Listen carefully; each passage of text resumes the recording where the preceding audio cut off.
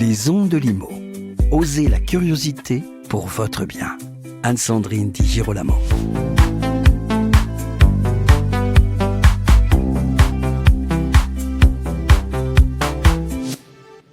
Le rendez-vous des pros de la location saisonnière est de retour. Si vous ne connaissez pas encore ce salon entièrement dédié aux problématiques des professionnels de la location saisonnière et dont une nouvelle édition aura lieu le 16 mai 2025, ou bien si vous souhaitez simplement en savoir plus sur cet événement qui réunit les acteurs majeurs du secteur, eh bien vous serez ravis d'écouter aujourd'hui Élise Ripoche, fondatrice du salon. Bonjour Élise Ripoche. Bonjour Sandrine.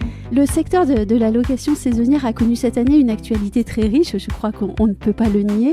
Est-ce que le salon cette année répond aux interrogations des professionnels quelque peu bousculées par les changements de législation, mais aussi d'évolution du marché ?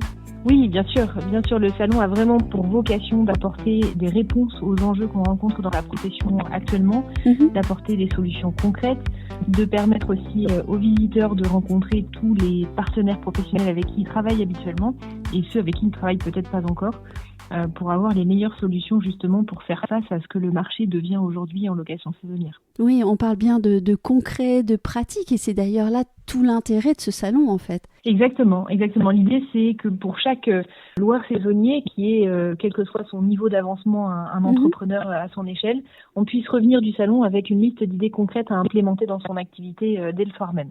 Alors vous me parlez de niveau d'activité, peut-être peut-on parler tout de suite des visiteurs types de ce salon. Qui sont-ils ?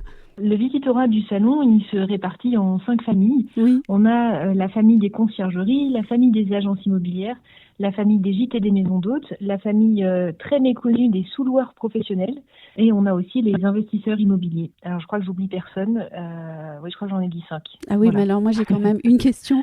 Je suis un particulier curieux, je voudrais peut-être aussi me lancer dans cette activité. Est-ce qu'on me ferme la porte du salon ? Alors c'est une très bonne question. Non, on va pas vous fermer la porte du salon évidemment. Si on est un particulier curieux de la courte durée, on peut s'inscrire au salon. Maintenant, c'est vrai que le salon est un salon professionnel qui a un très haut niveau d'exigence aussi sur le contenu et sur les sujets qu'on aborde. On parle, comme on le disait, des enjeux de la profession, donc il faut anticiper le fait aussi que si on est réellement débutant dans cette profession, on peut avoir le sentiment de découvrir plein de problématiques potentielles et peut-être de se sentir un peu inquiété ou ou un peu dépassé par le contenu. Oui. Voilà, un peu dépassé, exactement par le contenu. Oui, bah alors justement, on va parler de contenu. Comment cette année le salon est-il organisé ? Quelles conférences, quels ateliers, quelles rencontres aussi ? Alors, on va avoir une vingtaine de conférences cette année, une vingtaine de conférences qui vont traiter de tous les enjeux. Il y a plusieurs... C'est très varié, il y a plusieurs sujets. On peut nommer par exemple des conférences sur l'IA qui vont avoir lieu pour voir comment est-ce que l'IA peut nous aider dans l'exercice de la profession. On va aussi avoir une conférence par exemple d'Abritel du groupe Expedia qui est l'exposant leader cette année qui va nous parler de toutes les tendances sur le comportement voyageur en 2025 à avoir en tête et à anticiper. On va aussi avoir évidemment des prises de parole sur la partie réglementaire qui est un gros sujet dans notre domaine. Donc voilà, ça va être extrêmement varié. Et oui, la partie réglementaire cette année, elle a été quand même prédominante dans l'actualité. Mais personnellement, moi, je serais très, très intéressée par des conférences sur les tendances voyageurs, par exemple. Ça doit être assez fascinant. C'est vrai que c'est fascinant et puis c'est toujours étayé de chiffres. Donc, ça permet aussi de mettre en perspective les tendances que les grosses plateformes du domaine observent en ce moment et de pouvoir en tirer des conséquences pour sa propre activité. C'est toujours très riche, oui. Ah oui, effectivement, c'est toujours enrichissant aussi que de pouvoir entendre et recevoir les informations qui ont été collectées par les plus gros que soi. Alors évidemment, les plateformes, c'est beaucoup, beaucoup plus gros que soi quand on est un loueur professionnel, courte durée, mais justement, grâce à eux, on peut progresser. Exactement, on peut progresser et c'est vrai que exactement comme vous dites, en fait, ça nous permet de prendre de la hauteur un peu, ça nous permet de prendre de l'avance aussi par rapport aux concurrents avec qui on évolue en tant que loueur saisonnier ou gestionnaire de biens, parce que on a d'ores et déjà une vision de ce qui va se passer sur les mois à venir et ça donne quand même vraiment un coup d'avance entre guillemets. Oui, alors vous avez dit quelque chose de prendre de la hauteur, c'est important. Moi, j'aimerais aussi qu'on parle d'ampleur parce que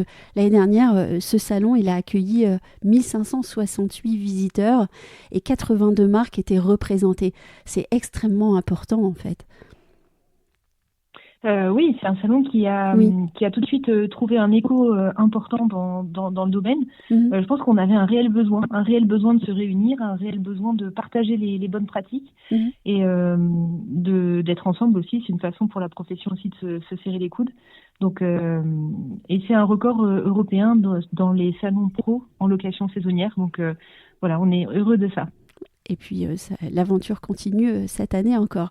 Et avant de donner les informations pratiques, moi, j'ai, Élise Ripoche, une question un peu plus personnelle à vous poser, parce qu'il me semble qu'il n'est pas donné à tout le monde de pouvoir organiser un tel événement. En tout cas, je suis impressionnée. C'est un événement qui se déroule sur une journée, mais un événement pour lequel vous travaillez tout au long de l'année. Alors, comment est-ce qu'on gère ça ? Je dirais, ces différences émotionnelles, vous voyez, ces ascenseurs émotionnels entre une journée tellement pleine et puis le reste de l'année, un travail constant. Eh ben, écoutez, c'est une très bonne question. Je dois admettre qu'après l'événement, chaque année, j'ai un petit passage à vide. C'est vrai, en effet, d'avoir travaillé pendant longtemps pour quelque chose qui va comme s'évanouir en quelques heures finalement. Enfin, ça s'évanouit pas vraiment parce que tout le monde en a le souvenir et tout le monde est hyper content. Donc forcément, on est content pour nos exposants, on est content pour nos visiteurs. Mais c'est vrai que bon, il y a ce petit passage à vide et puis après en fait, il faut déjà redémarrer sur l'édition qui suit. Donc finalement, on n'a pas le temps trop longtemps de se poser la question, mais c'est vrai que c'est assez spécifique. Oui, c'est un travail assez spécifique quand même. Voilà. On va terminer avec les informations pratiques, si vous le voulez bien.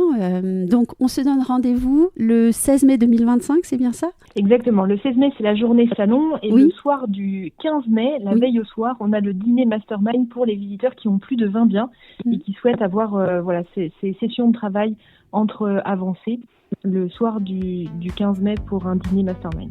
Et nous sommes porte de la Villette à Paris, au Paris Event Center. Exactement. Quels sont les tarifs également ?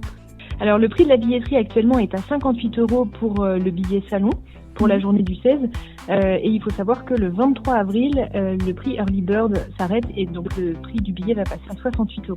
Ah oui, donc il faut s'inscrire maintenant en ligne évidemment sur le site rdvlocationsaisonnière.com. Merci Élise Ripoche d'avoir partagé avec nous ce sujet très important pour les professionnels de la location saisonnière actuelle ou en devenir, hein, même si on a compris que c'était un petit peu plus compliqué de venir visiter le salon en étant complètement novice, mais bon, ils sont les bienvenus. Et puis nous, chers auditeurs, chères auditrices, on se retrouve très vite pour un nouvel épisode. Merci beaucoup à vous.